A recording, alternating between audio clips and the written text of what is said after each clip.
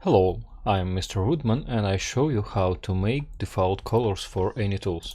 You need to deselect any object and choose color. I choose red outline by click right button on mouse. And now I choose any tool and draw with red line. Rectangle also with red line. Again deselect all object and choose green outline with orange fill.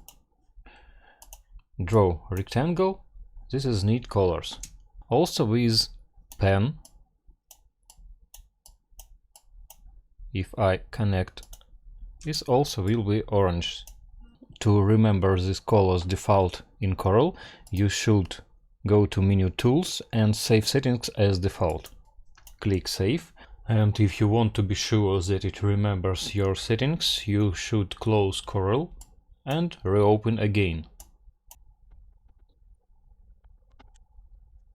I open again Corel and try to draw. And as you can see, this is the colors we need. That's all. Be creative.